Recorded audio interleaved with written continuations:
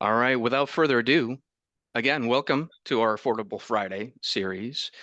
We're going to talk about generational wealth, wealth creation, and I mean, there's some nuggets in here. You're going to want to take some notes. It's awesome content. So good afternoon, everybody. It's this afternoon now. On behalf of the NYMBA, Sherry Eccles, our executive director, our president, Sherry Eccles, and our executive director, Joe Culver, our entire board, and our affordable housing chairs, Sherry Eccles and myself, Brian Garris. We thank you for joining today's webinar with our partners at Loan Depot and Arrow Bank. Before we get started, just a few quick housekeeping notes. If you experience any technical difficulties, please use the chat box, notify us. And during today's webinar, all lines are muted except for our presenters. We're going to have an opportunity to ask questions. We'll probably do it throughout, so just keep them flowing here. We'll get them into the presentation. Use that chat box to ask those questions. And we're going to have a Q&A session at the end too. So we'll be sharing the presentation and slides, relevant resources with you after the webinar. We'd also encourage all mortgage professionals to join the National MBA's Mortgage Action Alliance. Super easy, it's free. It's a great way to stay informed on legislative issues that can impact the way you do business. So just all you got to do is go to Google, Mortgage Action Alliance, MBA's Mortgage Action Alliance, and make sure you sign up for that. So who do we have? Some very distinguished guests here. We have Jeff Wilkish. Jeff is the regional vice president at Loan Depot, overseeing the New England and co-regional area of New York State. I'm sorry, co-regional New York. He's a mortgage executive with over 25 years experience in building and leading top performing teams. He's also very passionate about home ownership and consumer education. Lisa Atkins, many of you would know Lisa. Lisa is a dedicated CRA loan originator at Arrow Bank. She's got over 20 years of experience in the mortgage and banking industry. And she specializes in guiding first-time homebuyers through affordable lending solutions, including Sunny Mae and New York State mortgage or New York State housing initiatives. She has a strong focus on accessibility, education, and long-term financial stability. Lisa serves as a board member on the Glens Falls Housing Authority and is an auxiliary member of both the American Legion and the Veterans of Foreign Affairs, VFW. Her work reflects a deep commitment to community service and advocacy through the region. So both of these folks, Jeff and Lisa, are also members of our Affordable Housing Committee with the New York MBA. And to that, I thank them greatly. They're a tremendous resource. And with that, I'm happy to turn it over to Jeff and Lisa for today's webinar. Thanks, Brian. On behalf of myself and Lisa, thank you for joining us today. We're gonna talk a little bit about the importance of affordable housing, how that plays into long-term wealth creation, as well as a holistic approach to getting people on track to their financial well-being. So I hope you find this interesting today. We're also going to share how this can be a fundamental piece of your business moving forward and why it should be a part of your business plan over the next 5 years. So we look forward to this conversation. We look forward to this being conversational, and so we do encourage you guys that have joined us today to chime in with your questions or even ideas. So I'm gonna let Lisa talk for a second now. Yes, thank you for joining us today. Jeff and I can kind of hold the conversation on our own, so please jump in at any time. Otherwise, we tend to go on long-winded. So jump in at any time with any questions you may have. All right, you want to throw a slide up to get us talking, Brian? You got it. Can you see the screen okay? Top 10 New York cities? Don't see it yet.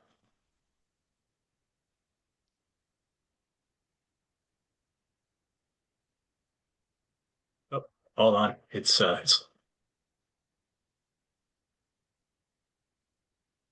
like it's loading. Said 100% memory use in the computer again, right? I don't know.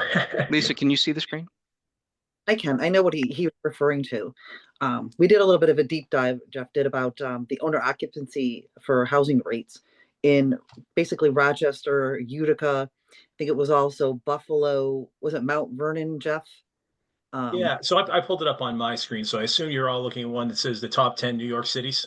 Yes, sir. Yep. All right. Yeah. So the idea here is I wanted to talk about what our current home ownership rate is, and to just kind of give you a broad view of where home ownership sits currently among owner occupied housing.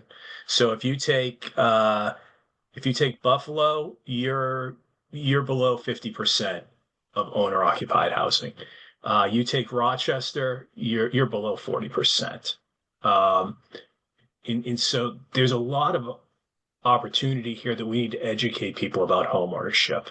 That means to me that these markets, and I think Lisa can chime in on this, are primarily renters.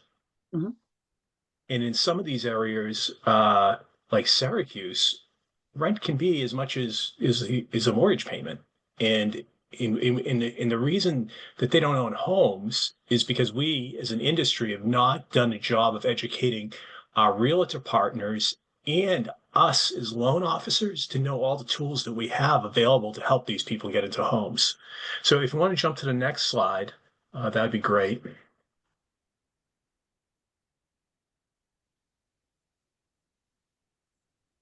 So when we start looking at right here, it's actually showing you the home ownership rate, owner occupied, of these particular top 10. And I was really shocked at some of this, like even Albany, right, at 40%, 37.9. That means we have a lot of opportunity here to put people in houses. And what's really kind of interesting is a lot of these markets outside of New York City are affordable. We're not talking six, $700,000 homes. We're mhm. talking the where someone with a livable wage can actually afford something. Mhm. Anything you want to add to that, Lisa? Yeah, by building in with these lower income, well, they're actually just standard income buyers, and teaching them how to purchase a home through the housing agencies or through the bond programs, just getting to them and educating them, you're building intergenerational wealth, and transferring that wealth builds stability within the community. It builds credit building exercises that they don't know that they have, because let's be honest, every educator that I talk to says that they teach them financial wellness in school. They teach them all of these things, but every person that we talk to really doesn't have that capital behind them. So you're building all of that that keeps passing through the generations. And that's how we sustain this for them. They have to have that as a homeowner. They're building equity in their home, which passes on to the next generation too. It helps to sustain the community and their family. So you're building that generational wealth and helping them figure out a way to do it that they don't have access to it. That's not something that they're learning in school. 100%, 100%. And we're gonna, as we go through this, we're gonna talk about because it's so, I'm sure some people right now are thinking like, well, okay, that's great, but how do I get to those clients? Mhm. How do I get to those agents? So we're going to talk about that as we go further down the road here. Let's hit the next slide. Gotcha. So a big chunk of growth, both locally and nationally, is going to be in the minority sector. It is the biggest growth opportunity for home ownership and household formation over the next 5 years and 10 years. Uh, so we need to really talk about what can we do to help educate those people and reach those people. So I want to just kind of give you an idea of what that opportunity to you and your business look like. So what you're looking at right now on your screen, you should see something that says minority home ownership rates. And so I only grabbed a couple of cities out of the 10 because I didn't want to go too far into it. But if you're looking at the national average, which is the red line for Hispanic home ownership, is 50%. Buffalo, New York City, Rochester, Albany, significantly lower than the national average. And black ownership, mirrors the same thing. And when you talk about percentage of population in some of these cities, the population is predominantly minority. So what's the disconnect here? And a lot of it is around what Lisa's going to talk about is financial literacy. We're not educating our clients. And then even once we get our clients educated and they're able to get approved for a mortgage, there's a piece that Lisa brought to my attention that I wasn't really thinking about as much as she did, is we need the agents to understand these people are fully vetted and that their offer is worth consideration. So there's two pieces to this. Brian, can you hit the next slide? Yep.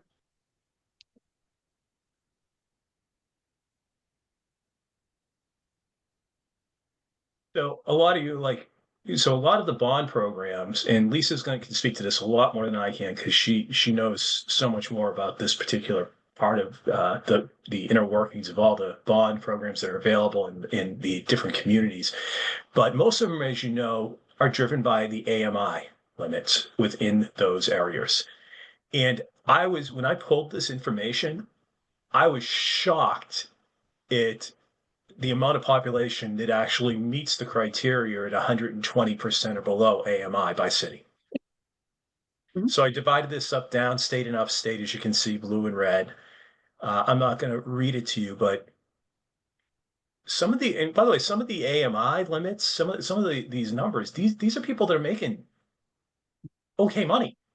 $89,000 can get you into a condo in Syracuse. So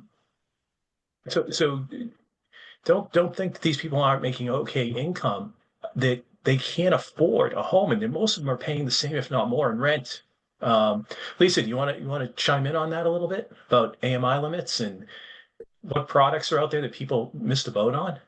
Absolutely. So a lot of the products with the AMI limits, like your state bond programs and sometimes your grant programs, I have found lately when you're advocating to the state, especially with some of the state programs that they're out there, the state will look at them and see that, hey, listen, we're starting to miss when they're looking at the census tract that the people in these areas are low and we're not hitting the mark here. They can advocate to the state and say, look, we might need to raise this area a little bit just to hit the mark where we can start to qualify people. So, we're starting to see some income increases in those areas as well.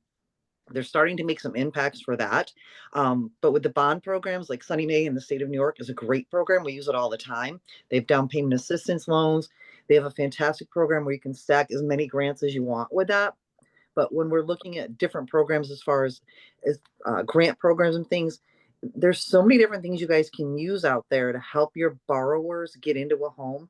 And when you start to educate your realtors about how these can work to help the client get into a home and that it helps them utilize their ability to stabilize that neighborhood and keep that community where people want to live there, work there, thrive there, and it just doesn't turn into a transitional neighborhood.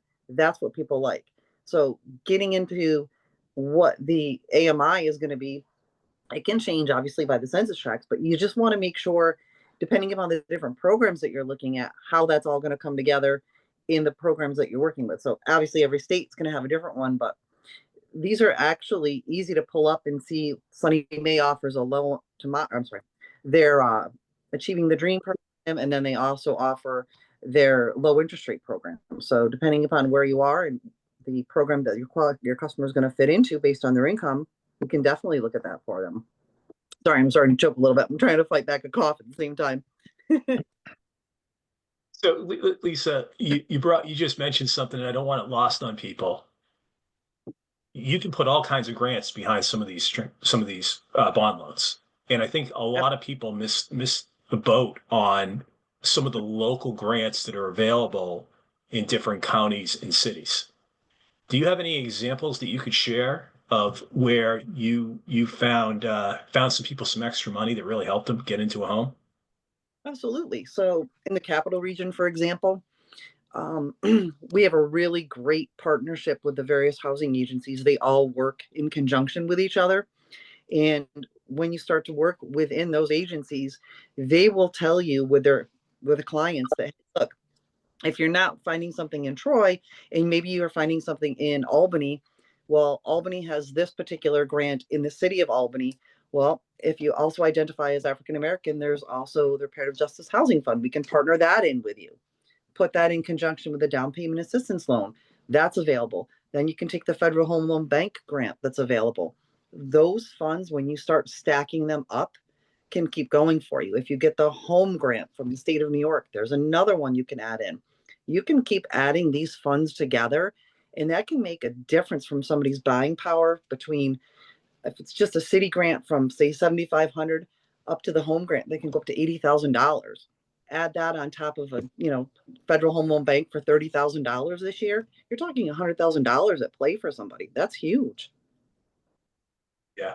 It, that's the difference between getting someone in a house and not getting someone in a house. Yeah. It really is. And obviously, they need the home information. That's the key, and that's what helps too, because your buyer understands what we do, what the lender does, what the realtor does, what the home inspector does, what the attorney does. It's kind of a third party bird's eye view of everything, but it also kind of keeps everybody in check. And then they know, aha, that makes sense. Aha, that makes sense. So they're also getting the education through the housing agencies, which also guide them and say, yes, the information that your lender gave you, the fees are there, those are right, those are in check, those are not being overcharged. Everything does make sense for you. So that helps them as well. Thanks, Lisa. Brian, you can go to the next slide. Actually, you know what?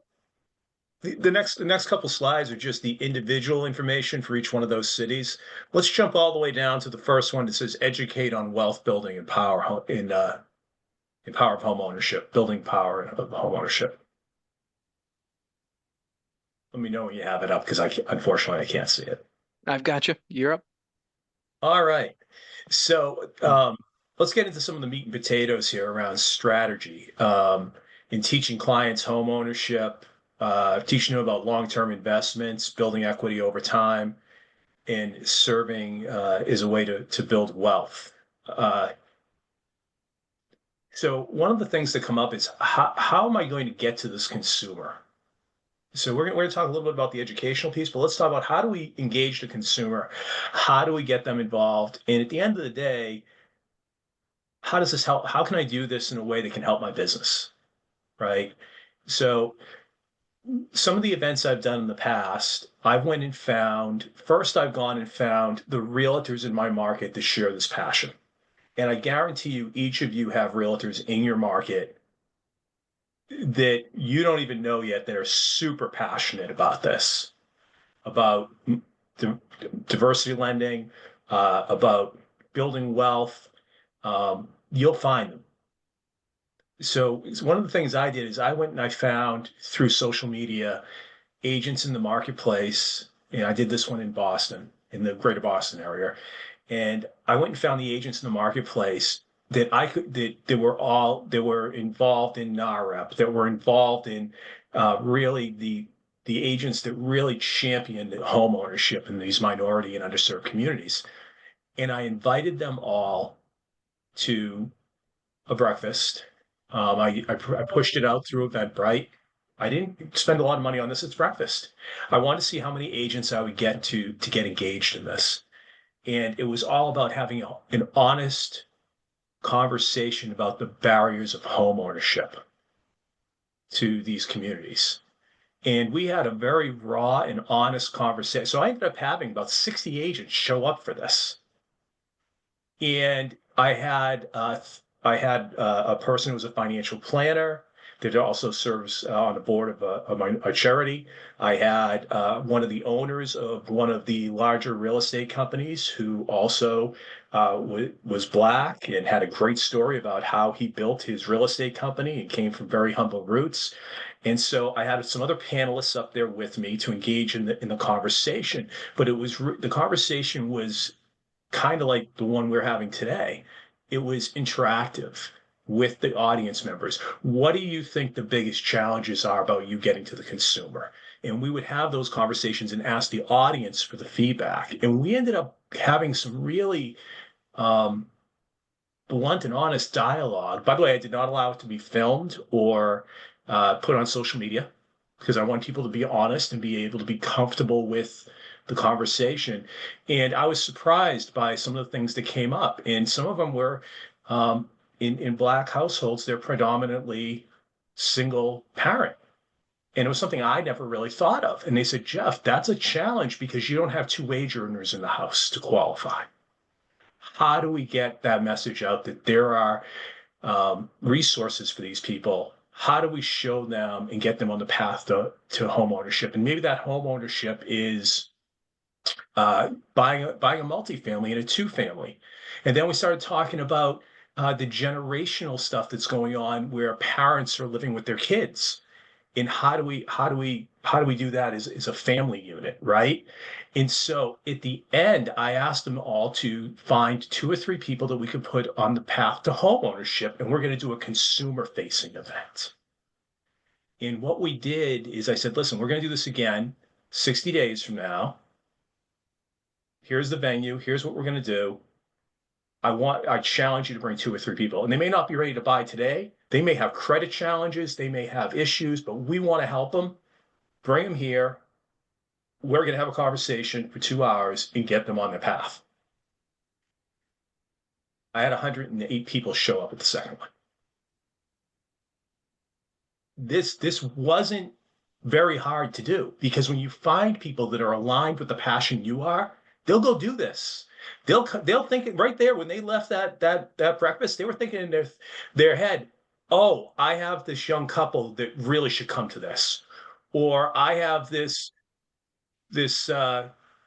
person that is looking to buy their first condo. I should make them come to this.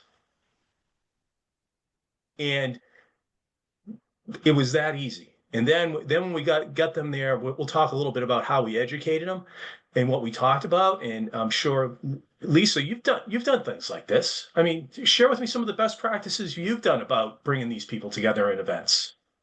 I actually had a local housing authority that, everybody doesn't think that they have ownership, and we have some local housing developers that are putting in affordable housing projects. So we want to show them that even on Section 8, that they can get into housing and buy their own home.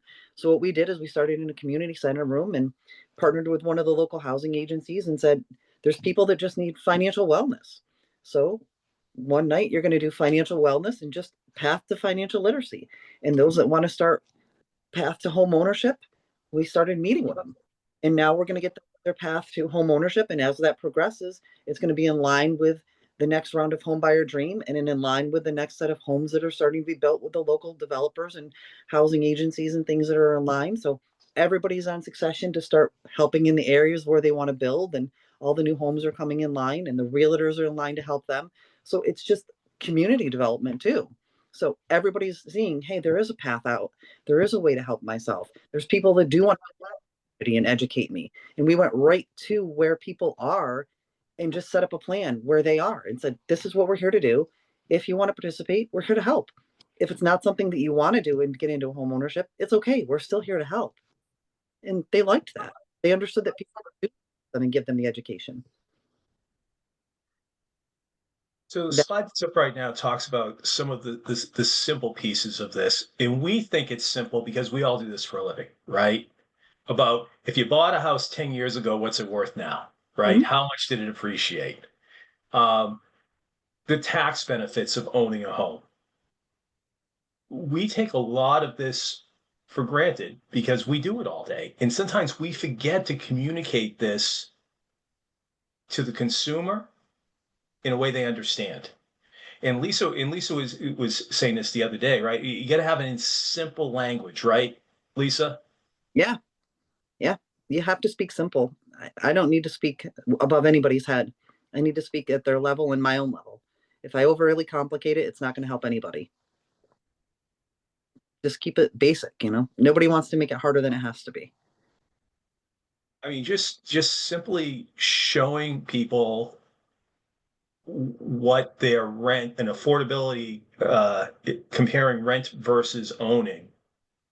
Mm. Just that alone, right? And then all the other pieces that go into affording a house. Me and Lisa were talking last night about this, that just because you can't afford that payment doesn't mean you should do it, right, Lisa? Like, Yeah. what was it that you said about all the stuff that goes into owning a house? Yeah. They're home renting, not home owning.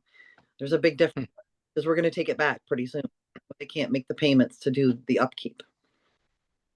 It's a big issue when you're starting to see people that are struggling because they're paying $2,000 a month in rent, and that's what they want to pay for a home mortgage. Well, understandable, but you still have upkeep. You have a water heater, you have repairs, and that's not in their budget. So what's going to happen to those houses? 5, 10 years, I'm seeing it next door to my family right now. The house is just falling apart, and it's going to go back on the tax rolls. That's not going to help anybody. It's not going to help that family that's going to be evicted. So we're not doing a service to anybody by doing that. All the money that they've put in hasn't done anything for them. So we want to make sure that we're giving them a payment that they can afford and put the repairs into the home that keep them in it, or at least give them the tools to find help to get there. Yeah, and Lisa, this touches on something that we also spoke about trust, right? Being a trusted advisor means not just showing them what they can afford, but talking about the realities of it, right? Like you mentioned, a water heater can go. Well, if you don't have an extra 1,000, 2,000 bucks hanging around, you're gonna have a problem. Mm-hmm. Um, so explain that to them. And then there's the other piece that we all have to do a really better job as an industry. And I'm going to be blunt here. As an industry, a lot of these communities have a trust issue with us. Mm-hmm. We as an industry did some bad things, and people have a memory of that. So going in and having these conversations with one, those real estate agents that are going to be the biggest advocates for you about getting in touch with these people, and two, making sure that you're giving them really, really solid advice. And it doesn't have to all be on you. Like I talked about when creating panels and doing these events, bring in a trust attorney, bring in a financial planner, bring in a credit repair expert. This doesn't have to just rest on you. They say it takes a village. It really does. Um, Brian, can you hit the next slide? Yes, sir.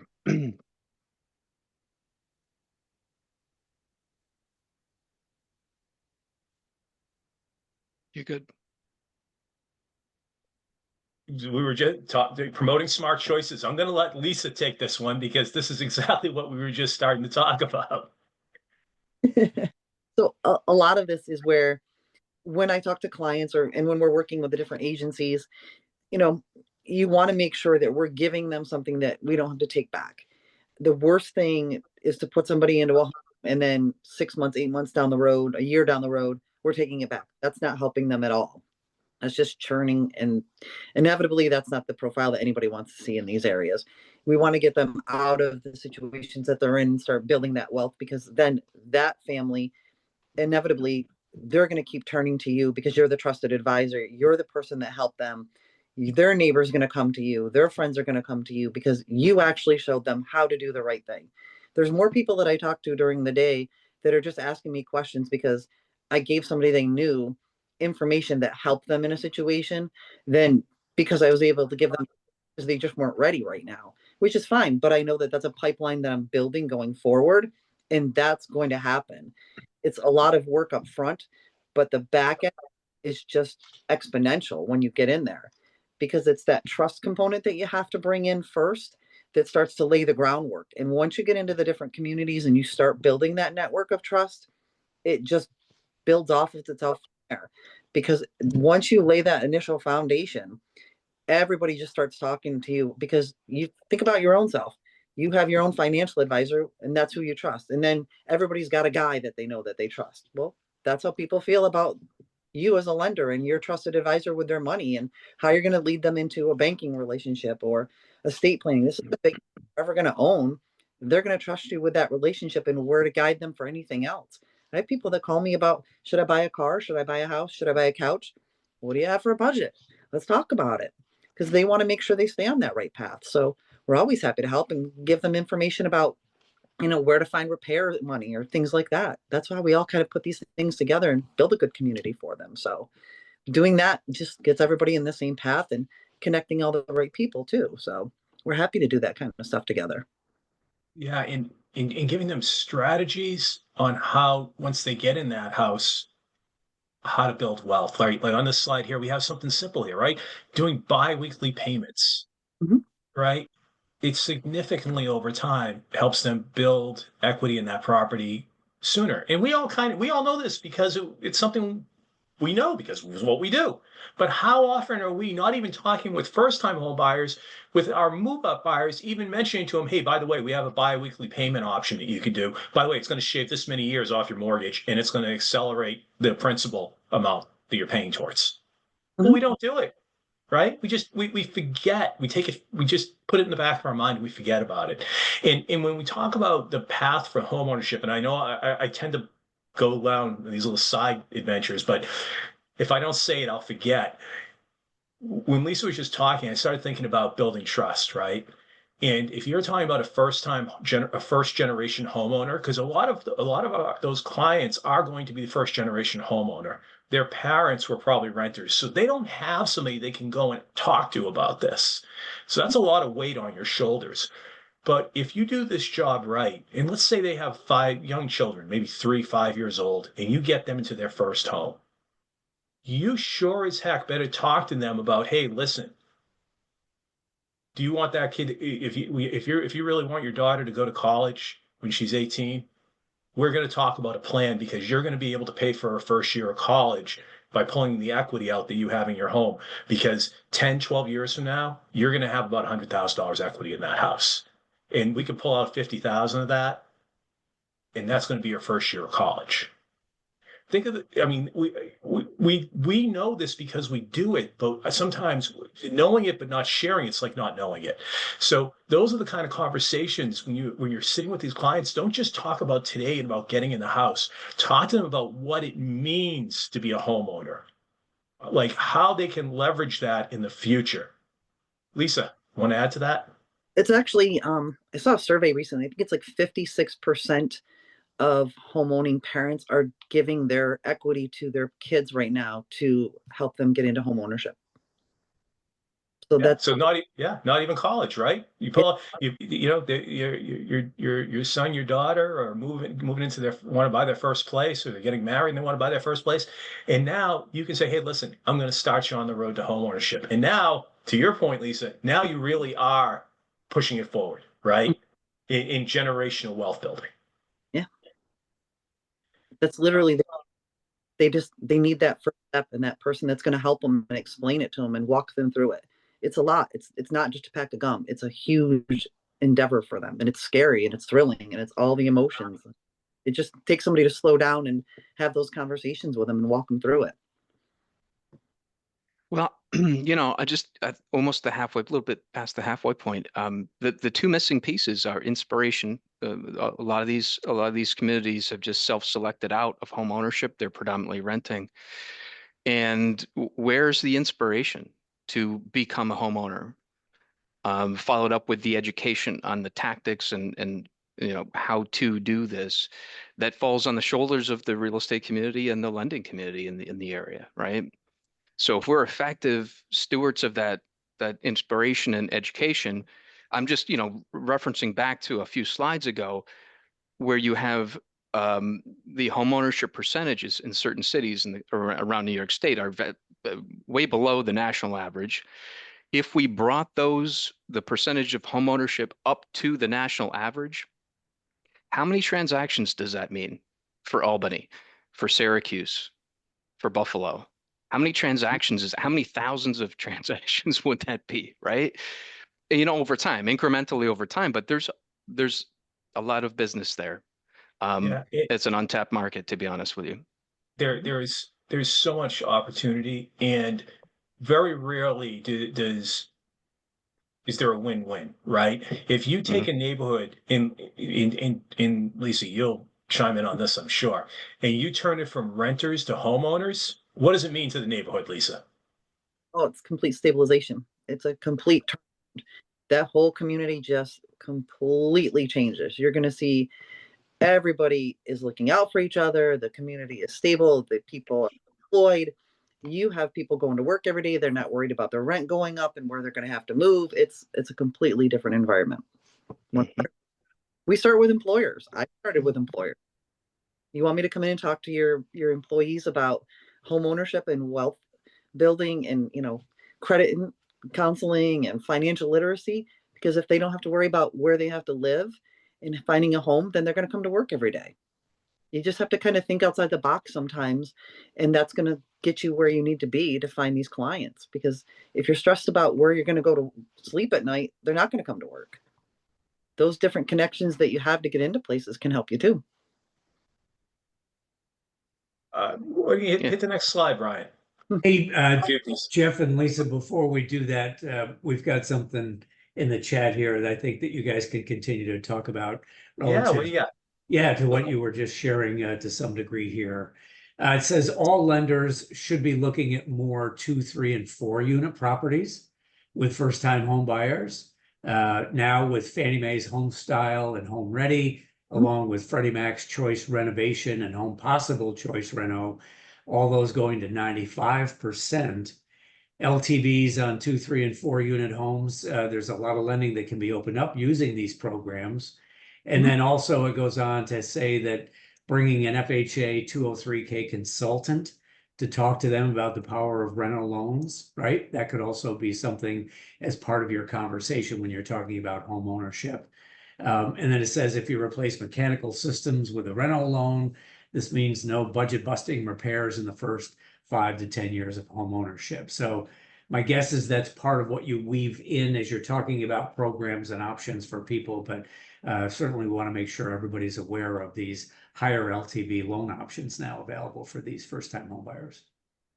Absolutely. They're not going to have a lot of money to work with. A lot of your lower income buyers, they don't have a lot of money to work with. So how do we get them into a home? You find grants, you find programs, you work with them, you build that trust, you find ways to help them save. You have to spend the time to figure out what the best path forward is. Some of them, you'd be surprised, have a lot of money. I have a client right now, she's makes some very modest living. She had $50,000 saved up. That's amazing. You never know. You can't just assume. Yeah, and to the renovation piece, that should always be at least part of the conversation. So let's say you get that person pre-approved. You've got them in the door, you're halfway there. I don't know what it is in New York, but in Massachusetts, we just recently passed a law that you cannot waive your home inspection, period. It cannot be waived. So let's say, and I encourage people to always get a home inspection. So if you, even in places other than Massachusetts, but educate them, say, listen, you might find that house that you really like, but it may come back and it needs some stuff. But it's really maybe a great value once it's fixed up. To whoever posted that, it might be a really nice 2-family, right?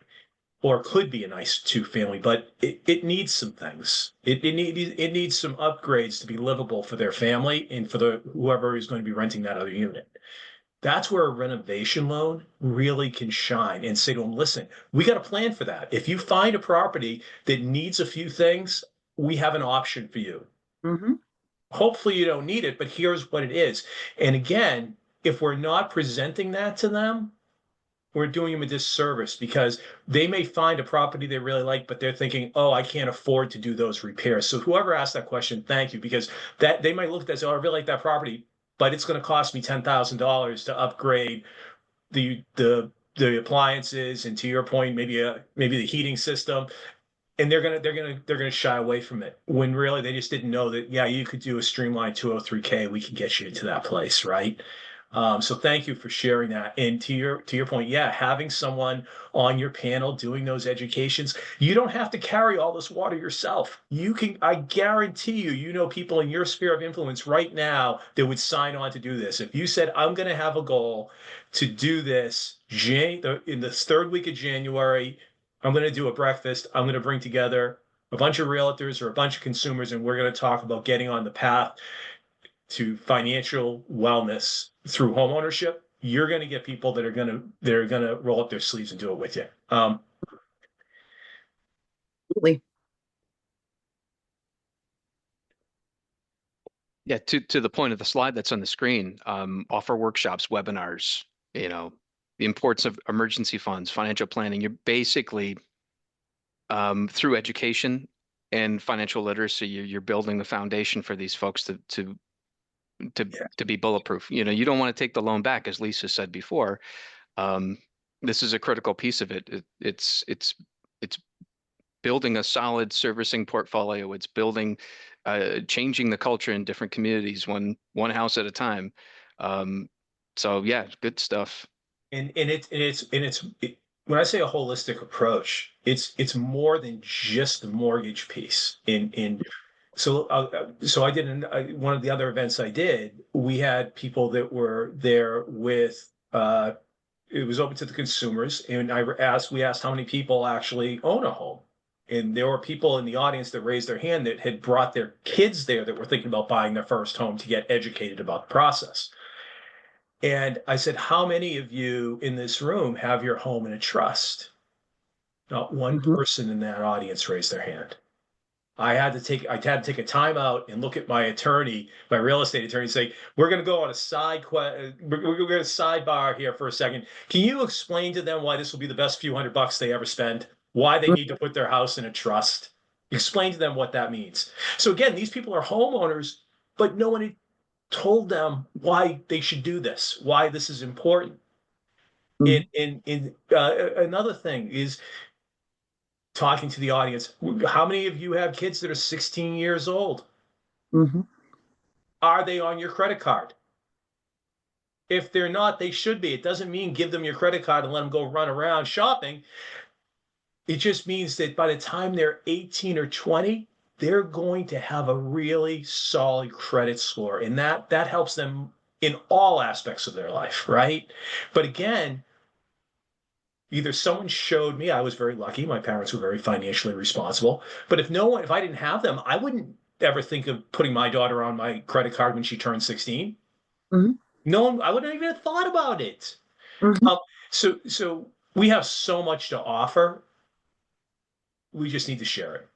A lot of people don't understand that too, to your point, is that how that credit card works. How many people do we see that are maxed out on their credit cards because that's how they think that you should do it? So those little tips and tricks that we take for granted and try to teach people, you're giving them that piece of education, and they're taking that knowledge that you gave them that's true and accurate, and they're sharing it with their family and their friends, and it's fact. That's going to help even more people. So you're going to really become a good advisor and a good trusted person to have. They're just going to keep sending more people to you. Yeah. It's definitely it takes a while to build it, but once you get that behind you, the calls just keep coming. So let's move to the next slide where we talk about generational wealth, because this is really what in the end, this is the goal. This is what changes communities and the trajectory of people's lives. And this is what gets me excited. Like I haven't originated in years, but I still have people that are past clients come to me, or their kids come to me. And I had a young couple just got married, and they literally were looking at their first home, and they were sending me videos over the weekend of their walkthroughs of these different houses, asking me my thoughts on whether or not a crack in the drywall was a problem. I don't know. I'm not a home inspector, but they trusted me because their parents trusted me 2 decades ago. And by the way, I got him a bond loan. They did a New Hampshire housing loan because I said, you qualify, take the free money. This is a great deal for you. You have money to put down, keep your money. And so once these people are going to be the most loyal customers you ever have. But it creates that, again, to your point, Lisa, this is how we get people, not just them, but their kids and their kids' kids on the road to success. So, Lisa, I think teaching you about how to protect that equity and how to, like you said, pay it off. When I meet with a client, I show them what an amortization calculator is, and I show them how to pay that debt off. Just little things like that. Like you said, we take it for granted. that is a huge thing for them. It builds that trust a little bit more.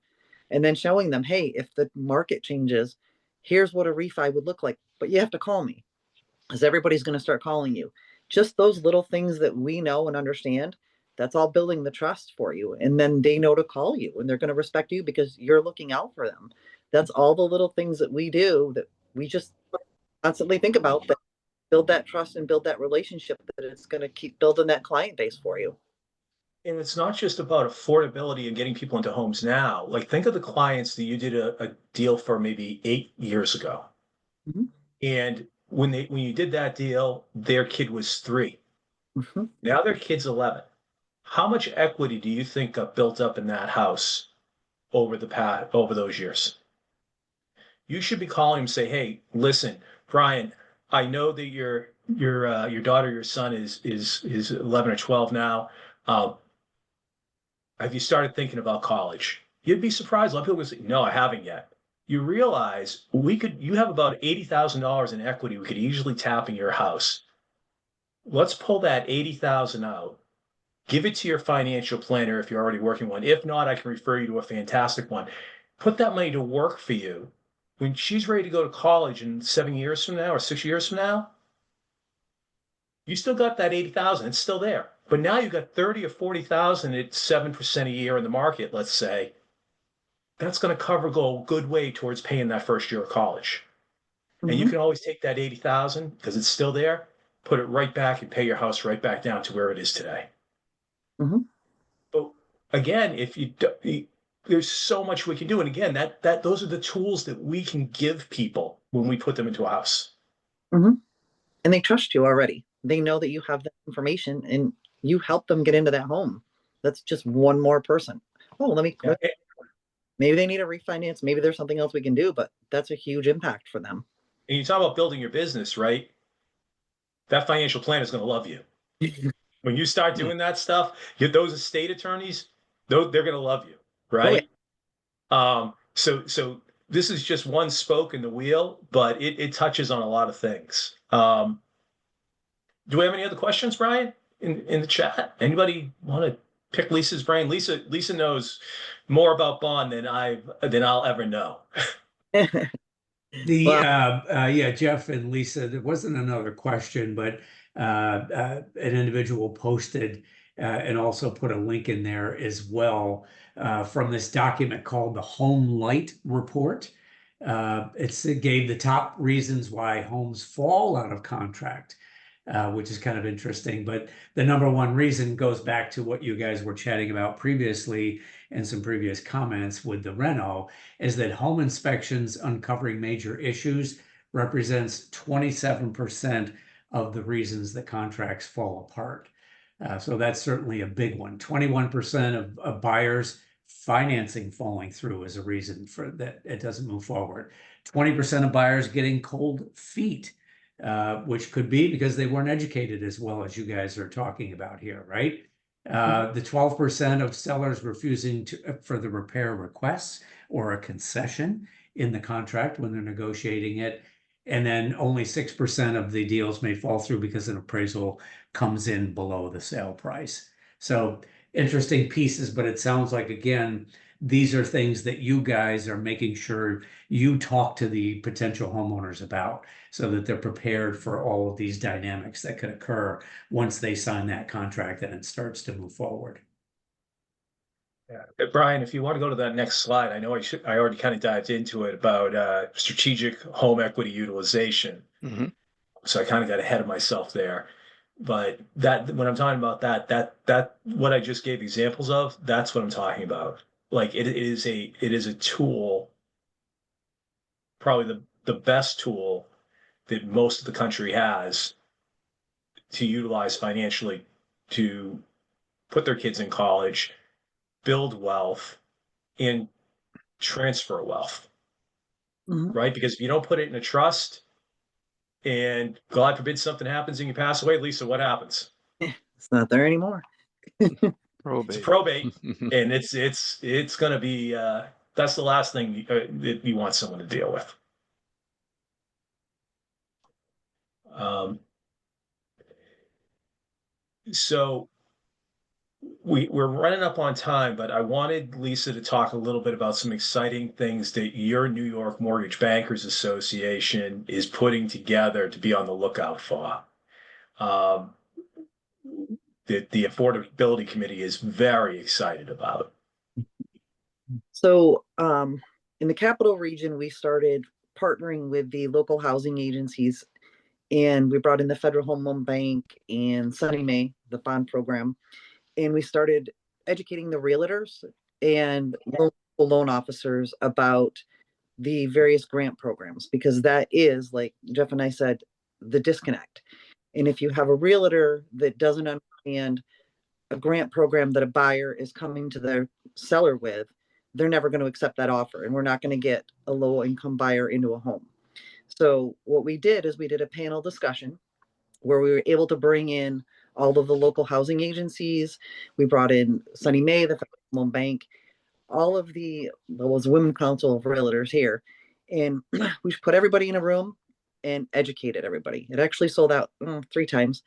And in doing so, we actually found that by educating the realtors and some of the other members of our team by the lenders, we were able to take those grant programs and really take a hold of them and get a better understanding of them, because people on that panel could answer the questions for the realtors and say, well, this is why we have to have an inspection. This is why we have to do an environmental. This is how we put the whole program together. It took all of the mystery out of it. So when you have a client that comes to you and is already approved for a grant, or you're working with somebody with a grant, the realtor already knows what they're looking for. They can help walk the seller through it, and it takes the fear out of that. By doing that, it solidified our relationships as bankers with the realtors. And it's astronomical how that's actually playing out, really. So not only is it helping the housing agencies, it's helping the buyers, it's helping the realtors, and it's helping us as lenders. So it's totally strengthening us. With that success, what we decided to do is take it up to the Affordable Housing Committee, and we want to bring it out through the state in each area for you guys. So stay tuned. It's a little bit of a project, but we're bringing it out. So we're going to have that in each area. I think Brian and Joe and Jeff, they're helping me get that all planned out for you guys. But we will be having that in every area, where we're going to partner with your local realtor associations, bring everybody in and start educating everybody about the various grant programs in your areas, so that we can all be really diligent about educating not only ourselves, but the realtors we work with, to help our clients have a better chance at getting these homes, and have a really good understanding when we're working with clients and realtors, how to present these programs and how to really put these deals together so that they're successful getting across the line. And then 100, I'm sorry, go ahead. and we can actually get these programs out, and think about the power we're going to have by working together with these realtors going forward too. 100% focused on improving the ecosystem, that lending ecosystem, the real estate ecosystem, particularly in the affordable space. It's wonderful. Wonderful. I'm excited that Lisa's brought this this concept to us. And Jeff, can you maybe you want to showcase the name the name of this? I don't know if we've completely settled on it yet, but I think we're going to go with the Affordability Roadshow. The idea is for us for your New York Mortgage Bankers, your MBA, to partner with the local real estate associations. There'll be more information to come on this, but I'm gonna give you a couple ideas between now and the end of December. For those that are branch managers or teams on this call, when was the last time you had your local housing authority do a meeting with you or jump on a Zoom call to do some ongoing training with your team? Because these programs are always coming and going and changing. Between now and then, I challenge you all to set up a training in your local branch with your local housing authorities. They'll be more than happy to do it. They love doing it. They will jump on a 30, 40-minute Zoom call, bring you up to date on the things that are available and the stuff they're working on. Because and by the way, I'm willing to help any one of you in this arena, because here's why. Everybody, it's kind of cliche. People say better together, but here's the thing. If we have a loan officer or someone in the market that does a bond loan but doesn't understand it, and it falls on its face at the finish line with that realtor is gun shy of ever doing this loan again. And so it affects all of us, right? It affects your next client that's a strong client that wants to use one of these programs to buy a home. But now that agent has a bad taste in their mouth, and that offer is going to move down the line, right? So all of us coming together, getting educated on this, and then having one voice to the agents and to the marketplace that, hey, listen, this is our biggest opportunity. Whether you're a realtor or a loan officer, this is going to be 30% of the market over the next 5 years. Mhm. We need to be the ones that are the experts in this and that are pushing this forward, but we need everyone to do it together, because there's plenty of opportunity for every one of us. Like this, we just showed you the numbers in the beginning. None of us can do all these loans. We'd love to all say, I want to do every one of them. But the reality is the opportunity is so big, it takes all of us. Mhm. So I would definitely challenge you all to brush up on that over the next 60 days. So the Affordability Roadshow is probably we're going to make it happen, right, Lisa? It's going to happen in Q1. We're going to make this happen. There's a lot of exciting things coming out, aren't there? Mm-hmm. And Brian, Joe, anything you want to add to this? Joe, any other comments, questions in the chat? No, there's nothing else in the chat. So Brian, I'll let you kind of work with these guys and move to your wrap up here. Excellent conversation. Appreciate the detail.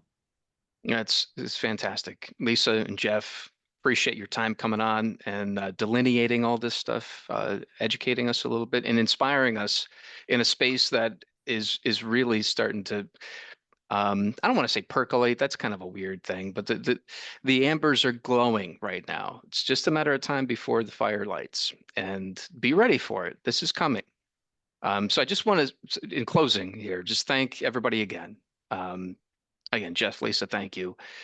We're going to get this webinar up on our social media, YouTube channel, so you can check it out again, or invite other people to check it out. Up and coming, in addition to the roadshow, we've got November 21st is our next Affordable Friday webinar. We're going to do a VA lending focus with Brian Burgess. Brian Burgess is an active service member, and he is the resource, the go-to resource for the most part at Loan Depot. I would call him a subject matter expert, if you will. So we're going to do a deep dive into the VA products. Don't miss that one. It's November 21st, same time, same channel, whatever you get the invites. So love to see you there. And with that, have a great Friday, a great weekend, and do your best to keep it affordable.